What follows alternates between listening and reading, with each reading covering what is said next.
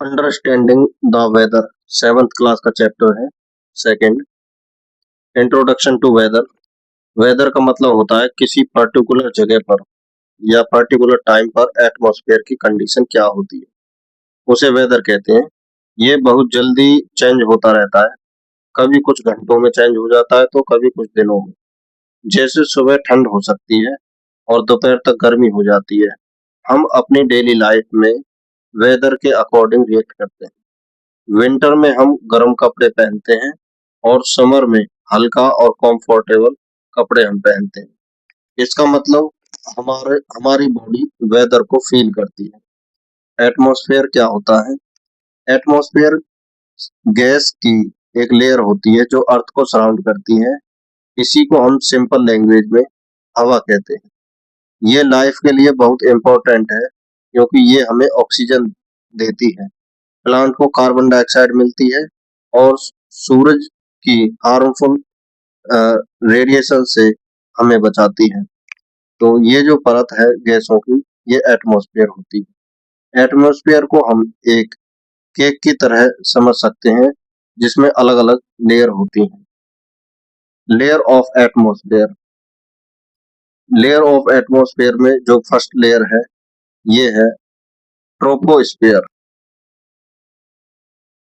ये सबसे नीचे वाली लेयर है। यह जो अर्थ के बिल्कुल पास होती है। सारे लिविंग बींग्स जैसे प्लांट्स, एनिमल, ह्यूमन इसी में रहते हैं।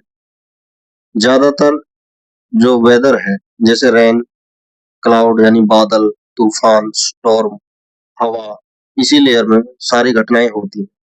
इसकी हाइट लगभग 6 किलोमीटर से 18 किलोमीटर तक होती है। पोल्स पर ये पतली होती है, कोल्ड एयर वहां पर कॉन्ट्रैक्ट होती है और इक्वेटर पर ये मोटी होती है। यहाँ पर वार्म एयर यानी गर्म हवा फैली रहती है। ट्रोपोपॉज, ये ट्रोपोस्फियर और ऊपर वाली लेयर के बीच की एक बाउंड्री होती है जिसे ट्रोपोपॉज कहते हैं। इस पिक्चर में देखो, ये ट्रोपोपॉज है, नीचे ट्रोपोस्फियर हो गया और इसके ऊपर हो गई ओजोन लेयर, उससे ऊपर स्ट्रेटोस्फियर। तो स्ट्रेटोस्फियर ये ट्रोपोस्फियर के ऊपर होती है। इसमें ओजोन लेयर होती है जो हमें सूरज की जो हार्मफुल अल्ट्रावायलेट रेज है उनसे बचाती है। Elements of weather. वेदर को समझने के लिए कुछ एलिमेंट्स होते हैं। जैसे पहला एलिमेंट्स है टेम्परेचर। टेम्परेचर बताता है कि हवा कितनी गर्म और कितनी ठंडी है। इसको डिग्री सेल्सियस में मेजर किया जाता है। हाई टेम्परेचर मतलब गर्मी और लो टेम्परेचर का मतलब होता है ठंड। प्रेसिपिटेशन। प्रेसिपिटेशन क्या है? प्रेसिपिटेशन का मतलब है इसकी स्काई से गिरने वाला पानी है किसी भी फॉर्म में जब वह गिरता है। जैसे किस किस रूप में गिर सकता है पानी? रेन यानी बारिश, स्नो यानी बर्फ, स्लीट यानी half frozen rain, hello means ओले। ये पानी का मेन सोर्स होता है जो प्लांट्स, एनिमल्स और ह्यूमन के लिए जरूरी होता है। तो प्रेसिपिटेशन में जो पानी नीचे गिरता है चाहे वो किसी रूप में है उसे प्रेसिपिटेशन कहते हैं। Atmospheric pressure. एटमॉस्फेरिक प्रेशर हवा का वेट होता है जो अर्थ की सरफेस पर प्रेस करता है। हवा दिखती नहीं है लेकिन उसका वेट होता है। इसमें चेंज होने से वेदर में भी चेंज आते हैं जैसे स्टॉर्म और वाइंड्स। वाइंड। वाइंड हवा की मूवमेंट है एक जगह से दूसरी जगह तक, यानी एक जगह से दूसरी जगह तक यदि हवा जो है मूव करती है तो वाइंड कहलाती है। इसके दो मेन पार्ट हैं, स्पीड और डायरेक्शन। स्पीड कितनी तेज से चल रही है कोई हवा, डायरेक्शन किस डायरेक्शन में आ रही है। वाइंड हीट और मॉइस्चर को डिस्ट्रीब्यूट करने में हेल्प करती है। वाइंड हीट और मॉइस्चर को डिस्ट्रीब्यूट करने में हेल्प करती है। ह्यूमिडिटी। ह्यूमिडिटी हवा में प्रेजेंट वाटर वेपर्स की अमाउंट होती है। हाई ह्यूमिडिटी में हवा चिपचिपी लगती है जैसे कि समर में। लो ह्यूमिडिटी में हवा ड्राई हो जाती है। तो वेदर हमारी डेली लाइफ का एक इम्पोर्टेंट पार्ट है। ये मेनली 5 एलिमेंट से मिलकर बना होता है। Temperature, precipitation, atmospheric pressure, wind और ह्यूमिडिटी। ये सब प्रोसेसेस ट्रोपोस्फियर में होते हैं। वेदर को समझना हमें डेली लाइफ और एनवायरनमेंट के चेंज को बेटर हैंडल करने में हेल्प करता है। अब स्लीट क्या होता है? स्लीट का मतलब होता है फ्रोजन या पार्टली फ्रोजन रेन, यानी जमा हुआ लेकिन पूरी तरीके से जमा हुआ नहीं। तो ऐसी बारिश, जब बारिश का पानी ठंड के कारण जमने लगता है और बर्फ जैसे छोटे छोटे टुकड़ों में पृथ्वी पर यानी धरती पर गिरता है तो उसे स्लीट कहते हैं। हेल, जिसे हम हिंदी में ओले कहते हैं। हेल छोटे हार्ड आइस बॉल होते हैं जो आसमान से बारिश की तरह गिरते हैं। ये तब बनते हैं जब स्ट्रॉन्ग वाइंड पानी के ड्रॉपलेट को ऊपर ले जाती है, जहां वो फ्रीज हो जाते हैं और फिर आइस बॉल बनकर नीचे गिरते हैं। वाटर वेपर्स, वाटर वेपर्स पानी का गैसियस फॉर्म होता है। ये लिक्विड वाटर जैसे नदी, तालाब, समुद्र से हीट की वजह से गैस में कन्वर्ट हो जाते हैं। ये इनविजिबल होता है लेकिन वेदर में इम्पोर्टेंट रोल प्ले करता है, स्पेशली क्लाउड्स और रेन बनाने में। वाटर वेपर्स का क्लाउड्स और वर्षा बनाने में इनका महत्वपूर्ण योगदान रहता है। ट्रेडिशनल वेदर प्रेडिक्शन यानी पुराने समय की जानकारी। पुराने समय से ही लोग नेचर को ऑब्जर्व करके वेदर का अंदाजा लगाते आए हैं। उन्होंने एनवायरनमेंट के सिग्नल को समझना सीख लिया था। ये नॉलेज जनरेशन से जनरेशन यानी एक जनरेशन से दूसरी जनरेशन पास होती रही है। कुछ कॉमन जो नेचुरल साइन है जो मौसम के बारे में बताते हैं, जैसे बर्ड का लो फ्लाइंग करना अक्सर वर्षा या तूफान यानी स्टॉर्म का सिग्नल होता है। यानी जो पक्षी जब नीचे उड़ते हैं तो उससे सिग्नल मिलता है कि तूफान आने वाला है या वर्षा आने वाली है।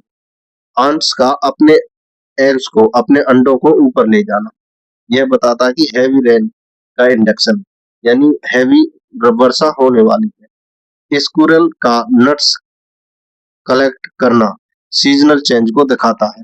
जो स्क्विरल रहती है ये नट्स को अपने खाने के सामान को इकट्ठा करती हैं, जो दिखाता है कि सीजन में चेंज आने वाला है।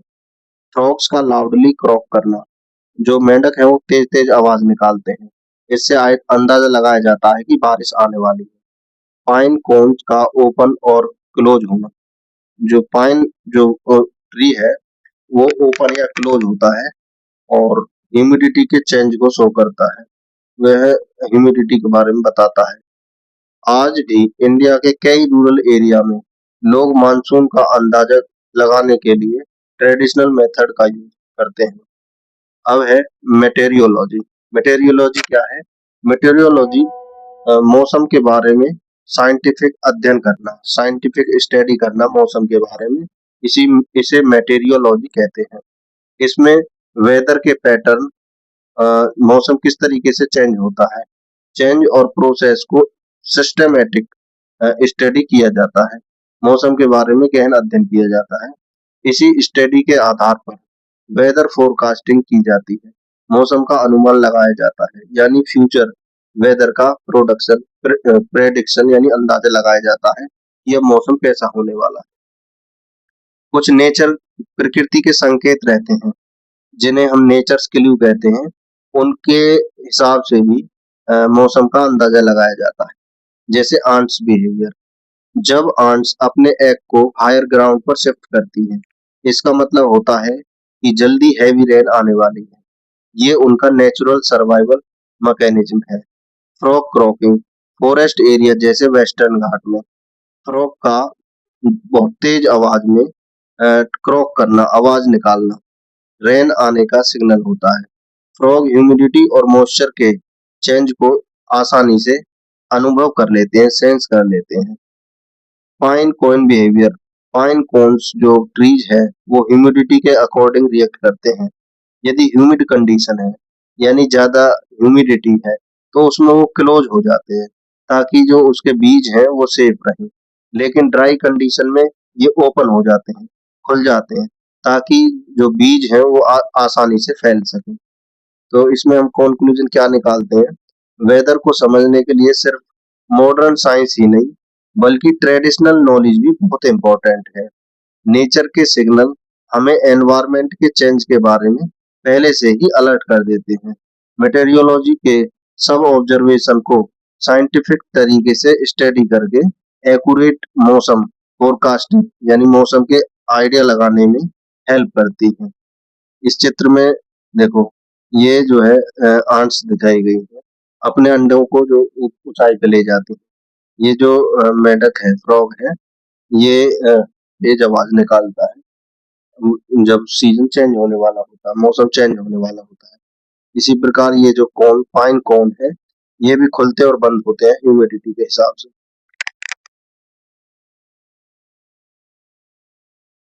Weather instrument and elements. Weather को मापने के लिए, जैसे टेम्परेचर को मापने के लिए क्या यूज करते हैं? थर्मोमीटर। टेम्परेचर मेजर करने के लिए अलग अलग टाइप के थर्मोमीटर यूज किए जाते हैं।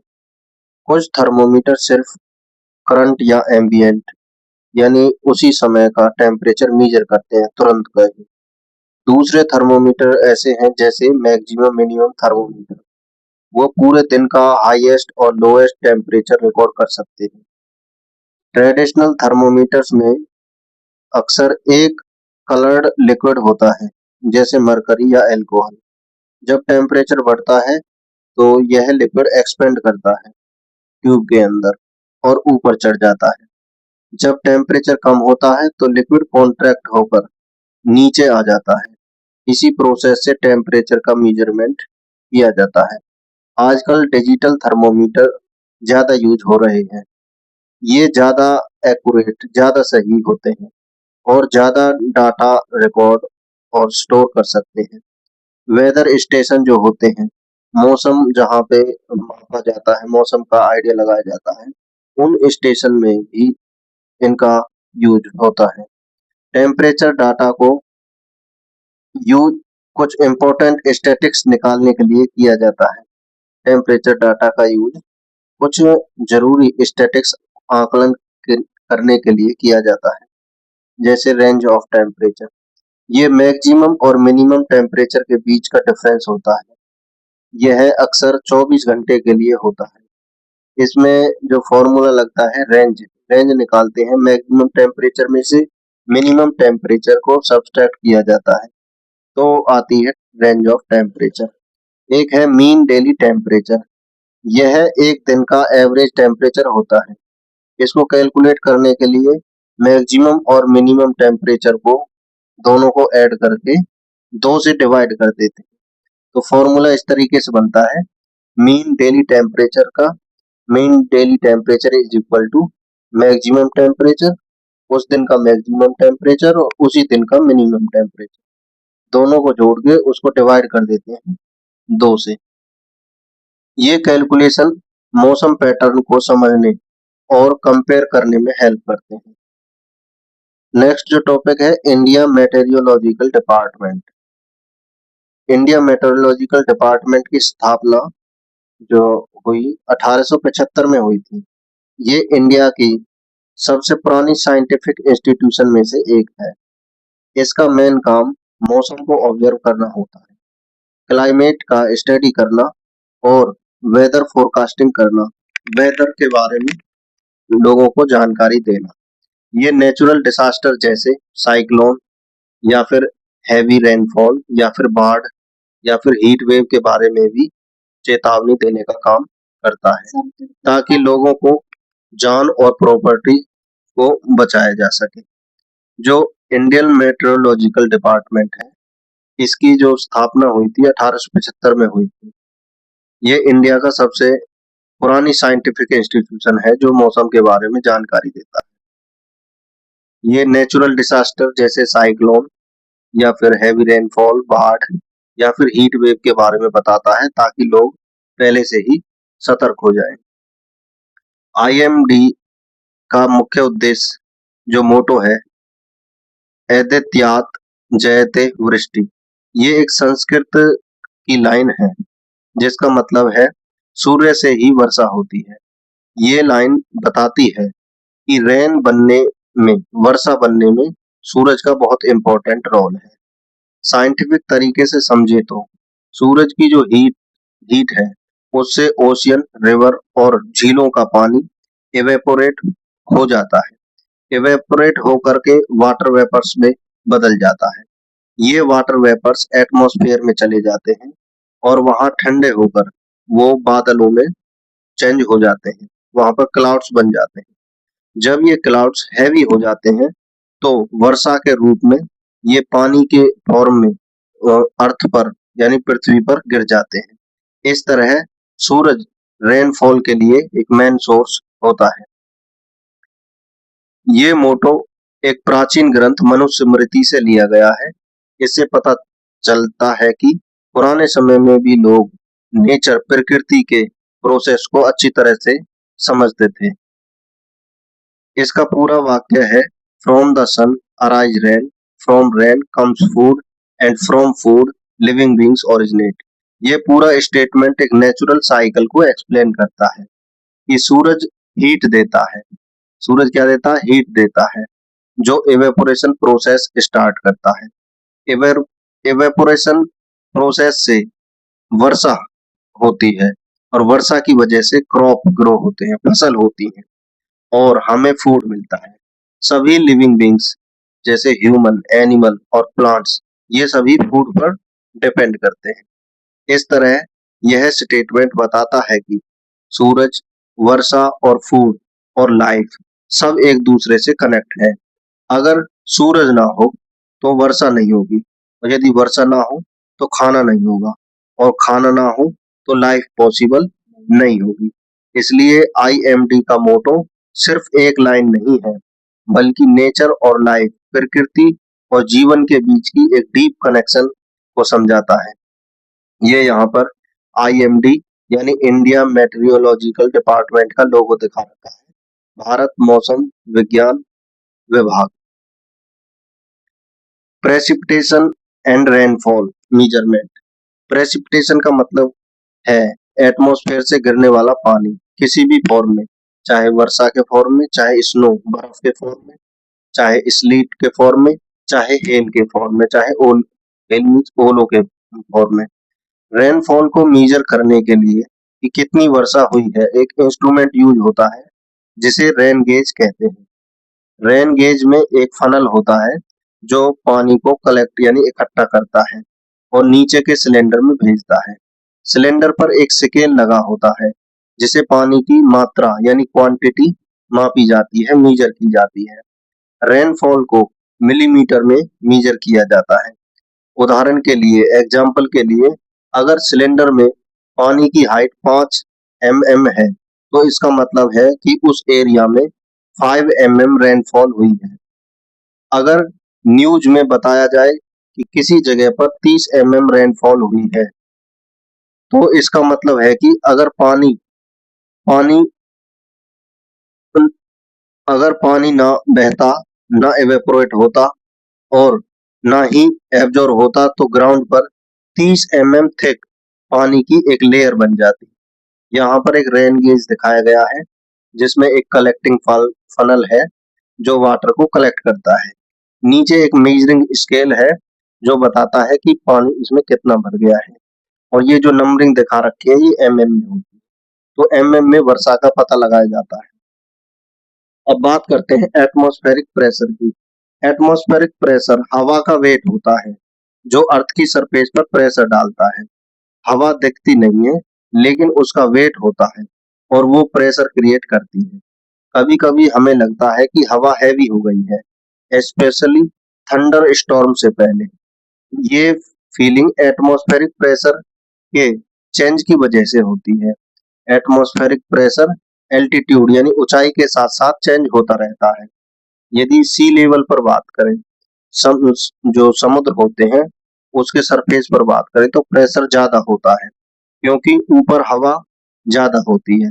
माउंटेन पर प्रेशर कम होता है क्योंकि ऊपर जाते जाते हवा पतली हो जाती है। हाई एल्टीट्यूड पर, हाई ऊंचाई पर ऑक्सीजन भी कम होती है। इस वजह से बॉडी को ज्यादा मेहनत करनी पड़ती है और इंसान को ब्रीथलेस यानी सांस लेने में कठिनाई होती है। डिजी या टायर्ड यानी थका हुआ महसूस करता है जैसे वो ऊंचाई पर चढ़ता है। तो आप भी इसको फील कर सकते हैं जब किसी आप पहाड़ी पर ऊपर चढ़ोगे तो। लेकिन प्लेन या कोस्टल एरिया में यानी मैदानों में या समुद्री तटों पर उस एरिया में भी प्रेशर हमेशा सेम नहीं होता। कभी कभी ये अचानक कम हो जाता है, तो उस कंडीशन को लो प्रेशर सिस्टम या डिप्रेशन कहते हैं। लो प्रेशर सिस्टम वेदर में इंपॉर्टेंट रोल प्ले करता है। ये स्ट्रॉन्ग वाइंड, तेज हवाओं और रेनफॉल ला सकता है। कभी कभी लो प्रेशर सिस्टम स्टॉर्म या साइक्लोन, चक्रवात यानी तूफान में भी डेवलप हो जाते हैं। यहाँ पर एक पिक्चर दिखाई गई है। एक लड़की जो है पहाड़ी पर है और एक नीचे है। यहाँ पे हाई प्रेशर है और यहाँ पे लोअर प्रेशर। ऊपर कूल एयर रहेगी और यहाँ पर वार्म एयर रहेगी। Conclusion, temperature, precipitation, atmospheric pressure को समझना वेदर को अच्छे से समझने के लिए जरूरी है।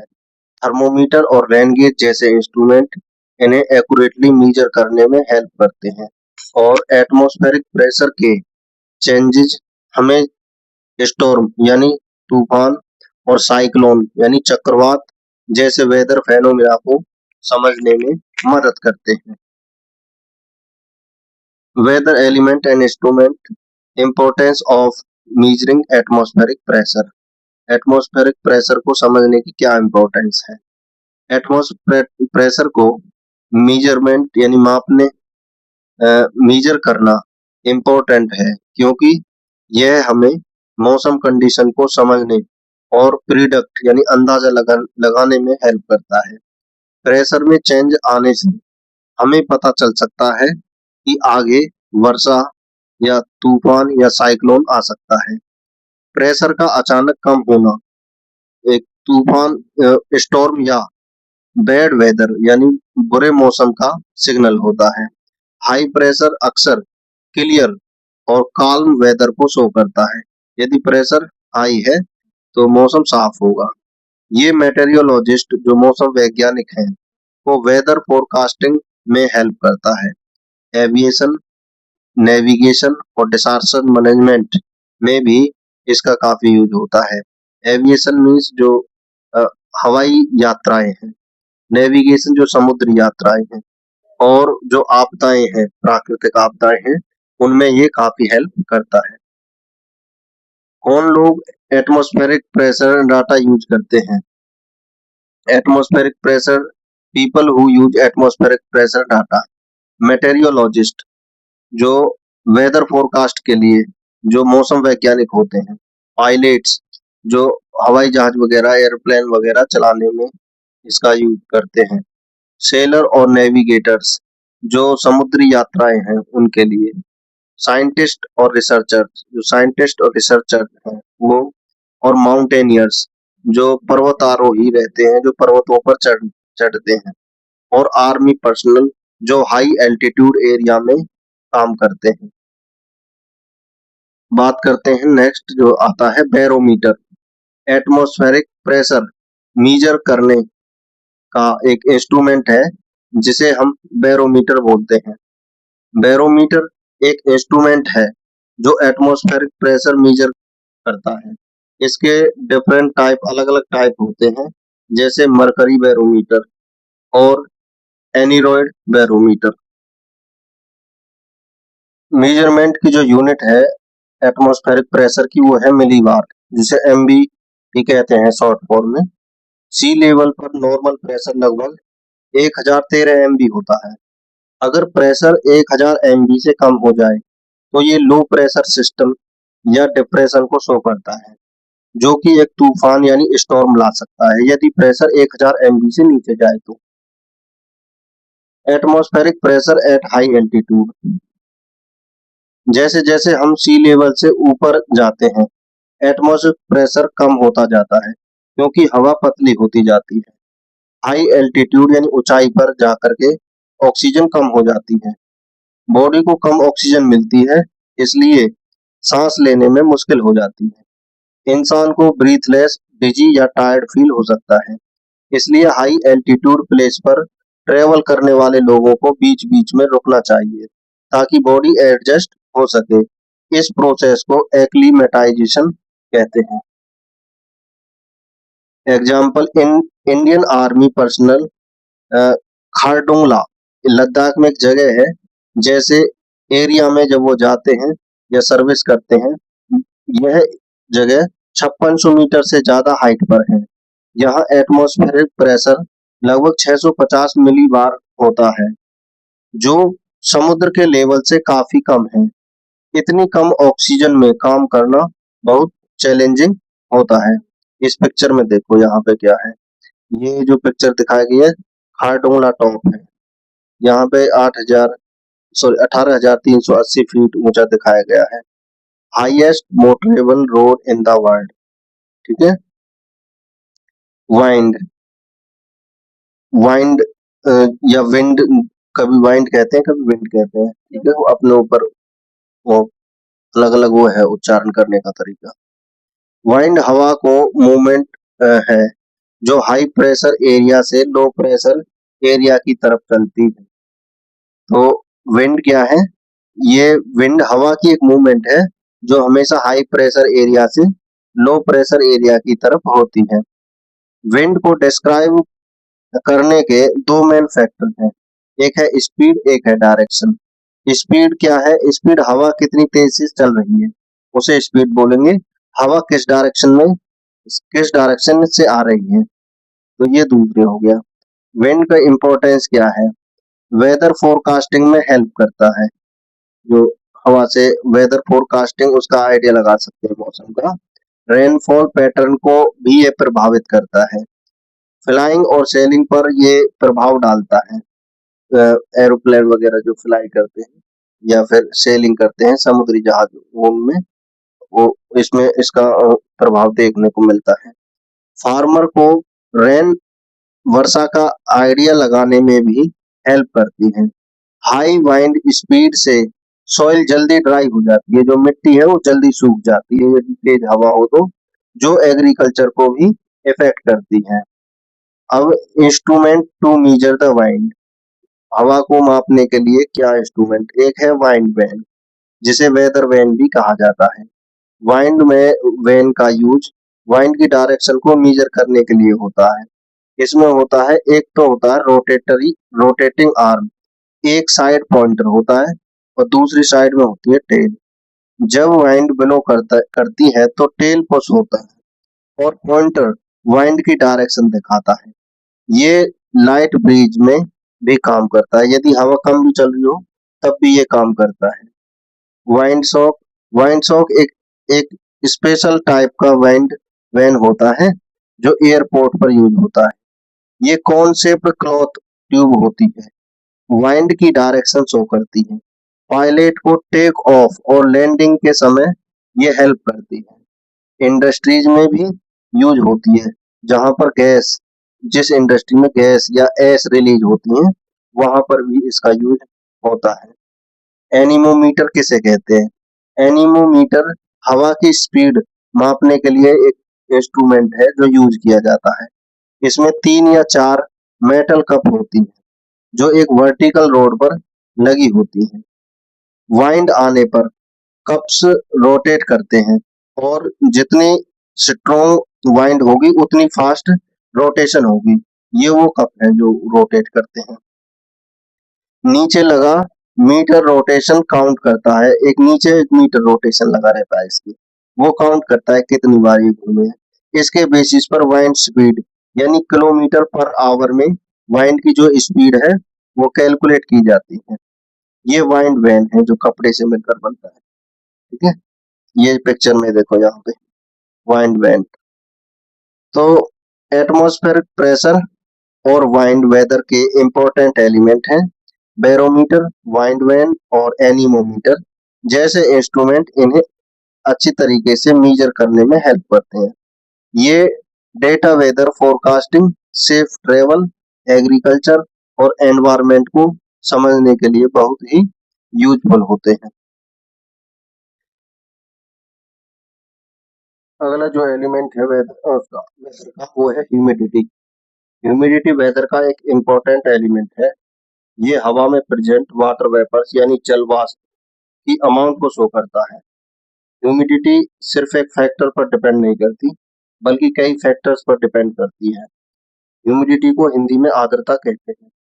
अब ह्यूमिडिटी किस किस पर डिपेंड करती है, जैसे टेम्परेचर पर, विंड पर, एटमॉस्फेरिक प्रेशर पर, लोकेशन पर, इस वो समुद्र के पास है या अंदर के एरिया में है। अब है रिलेटिव ह्यूमिडिटी। ह्यूमिडिटी को जनरली रिलेटिव ह्यूमिडिटी के रूप में मापा जाता है, मेजर किया जाता है। अगर हवा में बिल्कुल भी वाटर वेपर्स नहीं है, जो प्रैक्टिकली पॉसिबल ही नहीं है, तो ह्यूमिडिटी 0% होती है। जब हवा कंप्लीटली वाटर वेपर से सैचुरेटेड हो जाती है, यानी वाटर वेपर्स की मात्रा उसमें बहुत ज्यादा है, तो हम कह सकते हैं कि ह्यूमिडिटी 100% है। यदि प्रैक्टिकल रेंज की बात करें, यदि मौसम सूखा है, तो 20% से लेकर 40% रिलेटिव ह्यूमिडिटी उसमें पाई जाती है। यदि मौसम ह्यूमिड है, नमी वाला है, तो उसमें ह्यूमिडिटी 60% से 80% रिलेटिव ह्यूमिडिटी पाई जाती है। अगर दिल्ली में ह्यूमिडिटी 52% है और कोचीन में 84% है, तो कपड़े जल्दी कहाँ सूखते हैं? कपड़े जल्दी दिल्ली में सूखेंगे क्योंकि वहां पर ह्यूमिडिटी कम है, वहां पर नमी कम है, इसलिए वाटर जल्दी से इवेपोरेट हो जाएगा और वो कपड़ों से निकल जाएगा और कपड़े जल्दी सूख जाएंगे। पसीना ज्यादा कहाँ आएगा? कोचीन में पसीना ज्यादा आएगा क्योंकि कोचीन में ह्यूमिडिटी यानी नमी ज्यादा है, इसलिए वहां जो पसीना है वो इवेपोरेट नहीं होगा, वो बॉडी पर ही चिपका रहेगा और हमारी जो बॉडी है वो चिपचिपी फील करेगी, यानी ज्यादा पसीना महसूस होगा। नेक्स्ट है इवेपोरेशन एंड कूलिंग इफेक्ट। जब पानी इवेपोरेट होता है तो वो कूलिंग इफेक्ट क्रिएट करता है। कम ह्यूमिडिटी में इवेपोरेशन बहुत ज्यादा होता है, इसलिए ठंडक महसूस होती है। लेकिन यदि ह्यूमिडिटी ज्यादा है तो इवेपोरेशन कम होगा, इसलिए गर्मी और चिपचिपा फील होता है। वर्षा के दिनों में ह्यूमिडिटी हाई होती है, इसलिए कपड़े धीरे धीरे सूखते हैं क्योंकि वहां पर टेम्परेचर कम होता है और इवेपोरेशन नहीं हो पाता और जो पानी है वो कपड़ों में ही रहता है, इसलिए धीरे धीरे सूखते हैं। नेक्स्ट है मेजरमेंट ऑफ ह्यूमिडिटी। ह्यूमिडिटी को मापने के लिए एक इंस्ट्रूमेंट यूज होता है जिसे हाइग्रोमीटर कहते हैं। क्या कहते हैं? हाइग्रोमीटर। इसके डिफरेंट टाइप होते हैं, अलग अलग तरीके का ये होता है और अलग अलग प्रिंसिपल पर, अलग अलग सिद्धांत पर ये काम करता है। ये हवा में वाटर वेपर्स की क्वांटिटी को मापता है कि हवा में वाटर वेपर्स की कितनी क्वांटिटी है। Importance of measuring humidity. Humidity को मापने की क्या इम्पोर्टेंस है? ह्यूमिडिटी का मेजरमेंट कई एरिया में बहुत इंपॉर्टेंट होता है, जैसे मौसम के अनुमान लगाने में, वेदर फोरकास्टिंग के लिए, फूड प्रोसेसिंग इंडस्ट्रीज में, जहां पर ह्यूमिडिटी कंट्रोल करना बहुत ही जरूरी होता है ताकि जो प्रोडक्ट बना रहे हैं फूड प्रोडक्ट वो खराब ना हो। म्यूजियम में, जहां ड्राई एनवायरनमेंट मेंटेन किया जाता है ताकि जो वैल्यूएबल आइटम म्यूजियम में रखे हैं वो सेफ रहें और खराब ना हो। एग्रीकल्चर में, क्योंकि ह्यूमिडिटी क्रॉप को इफेक्ट करती है, फसलों को प्रभावित करती है ह्यूमिडिटी, तो ह्यूमिडिटी हवा में वाटर वेपर्स की मात्रा को बताता है और मौसम का एक इम्पोर्टेंट एलिमेंट है। यह इवेपोरेशन और tweeting our daily life activities को डायरेक्टली इफेक्ट करता है। हाइग्रोमीटर जैसे इंस्ट्रूमेंट की सहायता से ह्यूमिडिटी, जिसे हम हिंदी में आर्द्रता कहते हैं, को आसानी से मापा जा सकता है, जो वेदर स्टडी और इंडस्ट्रीज के लिए बहुत जरूरी है। Weather station and weather prediction. Weather station क्या है? मौसम को एक्यूरेटली मापने के लिए कई इंस्ट्रूमेंट की जरूरत होती है, जैसे thermometer, barometer, rain gauge, anemometer और हाइग्रोमीटर। वेदर स्टेशन एक ऐसी जगह होती है जहां ये सभी इंस्ट्रूमेंट एक साथ रखे जाते हैं। यह एक ही जगह पर वेदर यानी मौसम के डिफरेंट एलिमेंट को मापने का काम करता है। रीडिंग रेगुलर इंटरवल पर ली जाती है, या तो हर घंटे में या फिर एक दिन में। डाटा को रिकॉर्ड किया जाता है, किसी पेपर पर लिखा जाता है और उसे फिर एनालाइज किया जाता है। ये डाटा मौसम के पैटर्न समझने और आगे के लिए अनुमान यानी फोरकास्टिंग में भी हेल्प करता है। ऑटोमेटेड वेदर स्टेशन क्या है? ऑटोमेटेड वेदर स्टेशन एक मॉडर्न सिस्टम है जो ऑटोमेटिकली काम करता है बिना ह्यूमन इन्वॉल्वमेंट के। यानी ये एक ऐसा सिस्टम है जो अपने आप ही काम करता है। इसमें सेंसर लगे होते हैं जो क्या क्या मापते हैं, टेम्परेचर मापते हैं, ह्यूमिडिटी मापते हैं, वाइंड स्पीड मापते हैं, वाइंड की डायरेक्शन मापते हैं, प्रेसिपिटेशन मापते हैं और एटमॉस्फेरिक प्रेशर अपने आप ही वो मापते हैं।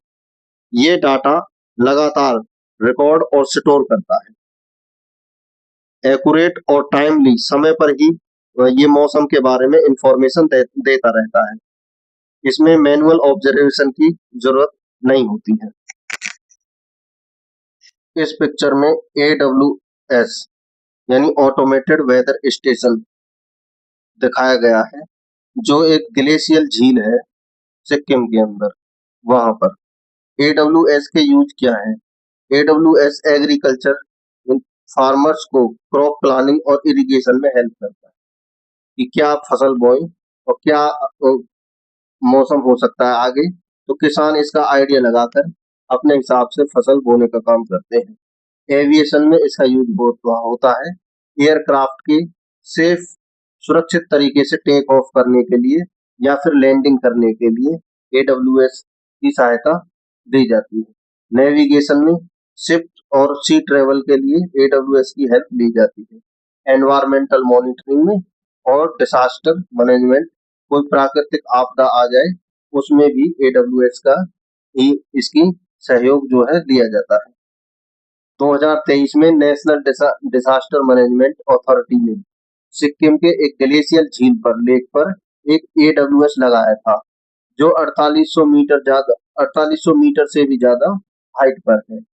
यह जो आने वाली वेदरिंग कंडीशन है उसकी उसके बारे में वार्निंग देता है, चेतावनी दे देता है कि मौसम कैसा रहने वाला है।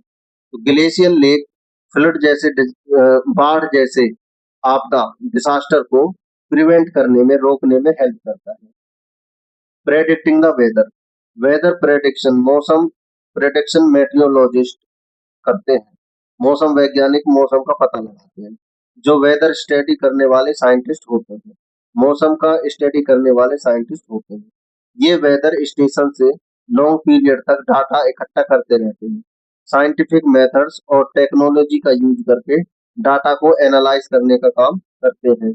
पैटर्न और ट्रेंड्स के बेसिस पर फ्यूचर में होने वाले मौसम में बदलाव क्या होने वाले हैं उसको ये उसका आइडिया लगाते हैं, अनुमान लगाते हैं या फिर प्रेडिक्शन करते हैं। इम्पोर्टेंस ऑफ वेदर प्रिडिक्शन, मौसम का प्रिडिक्शन करने का क्या फायदा होता है? आज के टाइम में वेदर प्रिडिक्शन बहुत ही इम्पोर्टेंट हो गया है, क्योंकि क्लाइमेट चेंज जलवायु चेंज की वजह से एक्सट्रीम वेदर इवेंट्स बढ़ गए हैं। एक्सट्रीम वेदर इवेंट्स में क्या क्या आएंगे? ड्रॉट्स माने सूखा पड़ना, फ्लड्स माने बाढ़ आना, साइक्लोन, चक्रवात, हीट वेव और गर्म लू चलना। तो ये सभी इवेंट्स बढ़ चुके हैं। एक्यूरेट प्रोडक्शन के क्या बेनिफिट्स हैं? लोग पहले से ही तैयारी कर सकते हैं अपने कार्य की। लाइफ और प्रॉपर्टी का डैमेज कम होता है। गवर्नमेंट समय पर एक्शन ले सकती है और ट्रांसपोर्ट भी सुरक्षित तरीके से हो सकती है, इंश्योर होती है। फिशरमैन जो होते हैं, मछली पालन करने वाले लोग, उनको स्टॉर्म के टाइम सी में समुद्र में ना जाने की वार्निंग दी जाती है कि वो उसमें ना जाए समुद्र में। साइक्लोन से पहले जो कोस्टल एरियाज हैं, जो तटीय मैदान हैं, उनको खाली किया जाता है ताकि उनकी जिंदगी बच जाए। फार्मर्स सोइंग और हार्वेस्टिंग प्लान कर सकते हैं। जो किसान हैं अपनी फसल को बोना और काटना वो अपने मौसम का आइडिया लगा के कर सकते हैं। लोग हीट वेव या हैवी रेन के लिए रेडी हो सकते हैं। हीट वेव और हैवी रेन के लिए अपने तरीके से वो पहले ही अपना अरेंजमेंट कर लेते हैं। सिचुएशन वेदर प्रिडिक्शन में हेल्प करती है। अंडरस्टैंडिंग वेदर वेदर फोरकास्ट कई सिचुएशन में यूजफुल होता है, जैसे एग्रीकल्चर में, डिसास्टर मैनेजमेंट में, ट्रांसपोर्टेशन में, डेली लाइफ में, कंस्ट्रक्शन वर्क में, टूरिज्म में और आउटडोर एक्टिविटीज में। इन सिचुएशन को कैटेगरी में डिवाइड किया जा सकता है, जैसे सेफ्टी, इकोनॉमी, डेली लाइफ और environment. Understanding the weather warnings यानी IMD alert, India meteorological department जो अलर्ट करता है, वेदर वार्निंग इशू करता है ताकि लोगों को सिवियर वेदर यानी खराब होने वाले मौसम के बारे में पहले से पता चल सके। वेदर रिपोर्ट या मैप देखते टाइम हम ये एनालाइज कर सकते हैं कि कौन सी वेदर कंडीशन एक्सपेक्टेड है। रेन आने वाली है, स्टॉर्म, हीट वेव क्या है, कौन सा स्टेट या रीजन ऐसा है में वार्निंग है कि स्टेट बता दिया जाता है कि उस स्टेट में येलो अलर्ट है या रेड अलर्ट है, तो उसमें आना जाना जो है वो उस पर डिपेंड करता है। उसमें उस एरिया में ना जा करके यानी वेदर प्रेडिक्शन से अपने आप को बचाया जा सकता है। किसी स्टेट में कौन से रीजन हीट वेव या हैवी रेनफॉल फेस करेंगे, कौन से रीजन में लू चलेंगी या हैवी रेनफॉल आएगी, तो उस हिसाब से भी इसमें बेनिफिट होता है। एग्जाम्पल एनालिसिस पॉइंट, वार्निंग वाले स्टेट में हैवी रेन, स्टॉर्म या साइक्लोन हो सकता है। कुछ एरिया में नॉर्मल वेदर हो सकता है। Heat wave generally north west या सेंट्रल इंडिया में गर्मियों में होती है। त्रिपुरा और लक्षद्वीप जैसे रीजन में वार्निंग का रीजन हैवी रेनफॉल या फिर साइक्लोनिक एक्टिविटी या स्ट्रॉन्ग वाइंड हो सकता है। वेदर स्टेशन और एडब्ल्यूएस जैसे modern system accurate weather data collect करने में इम्पोर्टेंट रोल प्ले करते हैं। ये डाटा मेट्रोलॉजिस्ट, मौसम वैज्ञानिक जो होते हैं, को मौसम प्रेडिक्शन करने में हेल्प करता है। Accurate weather forecasting safety planning natural disaster के इम्पैक्ट को कम करने के लिए बहुत ही जरूरी है।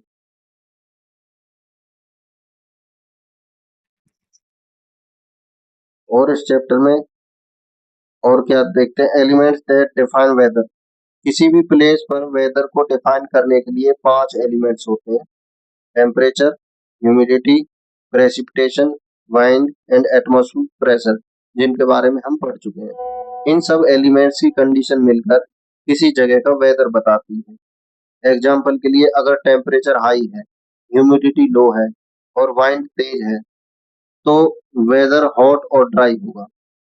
मेजरमेंट ऑफ वेदर एलिमेंट, इन एलिमेंट्स को मेजर करने के लिए स्पेशल इंस्ट्रूमेंट यूज किए जाते हैं, जैसे टेम्परेचर के लिए थर्मोमीटर, ह्यूमिडिटी के लिए हाइग्रोमीटर, प्रेसिपिटेशन के लिए रेन गेज और वाइंड स्पीड और डायरेक्शन के लिए एनीमोमीटर और एटमॉस्फेरिक प्रेशर मापने के लिए बैरोमीटर।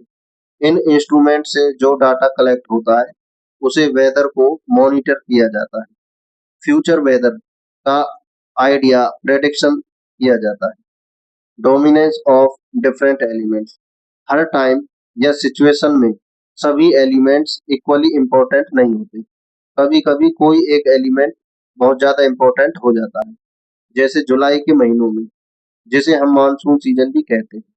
रेनफॉल यानी प्रेसिपिटेशन एक डोमिनेंट एलिमेंट होता है, क्योंकि इस टाइम हैवी रेन होती है। मई में, समर सीजन में टेम्परेचर डोमिनेंट होता है, क्योंकि इस टाइम गर्मी अपने पीक पर होती है, सबसे ज्यादा गर्मी इस महीने में होती है। दिसंबर में, जिसमें विंटर सीजन होता है, टेम्परेचर फिर से इम्पोर्टेंट हो जाता है, लेकिन इस बार ठंड के रूप में होता है, क्योंकि टेम्परेचर बहुत कम होता है।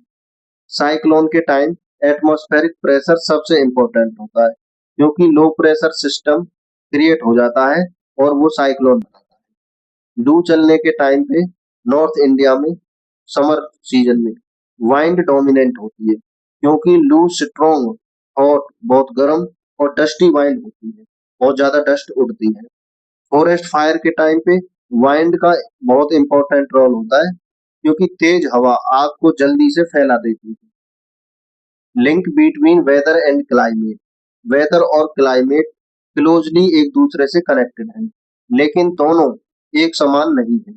वेदर एक शॉर्ट टर्म कंडीशन है, जो या तो घंटे के लिए या फिर एक दिन के लिए होता है, लेकिन क्लाइमेट जो है, जलवायु, वो एक लंबे समय के लॉन्ग टर्म एवरेज होता है, या तो सालों तक या फिर डेकेड्स यानी दशकों तक, 10 साल तक। मतलब जो जलवायु है, वो जलवायु और मौसम में फर्क है। ठीक है, लंबे समय तक जलवायु और कम समय के लिए मौसम यानी वेदर। वेदर के डेली ऑब्जर्वेशन से ही हम किसी जगह का क्लाइमेट यानी जलवायु समझते हैं। तो इसमें क्या कंक्लूजन निकलता है? वेदर अलग अलग एलिमेंट का कॉम्बिनेशन है, जो हर जगह और हर टाइम चेंज होता रहता है। इन एलिमेंट्स को मापने के लिए इंस्ट्रूमेंट का यूज होता है, और उनसे मिलने वाला डाटा वेदर फोरकास्टिंग में हेल्प करता है। वेदर के फ्यूचर में कैसा वेदर होने वाला है उसमें हेल्प करता है। अलग अलग सिचुएशन में अलग अलग एलिमेंट डोमिनेट होते हैं, और वेदर का स्टडी हम क्लाइमेट को अ, समझने में एक तरीके से बेस देता है। तो यहाँ पर ये जो चैप्टर है आपको ये समाप्त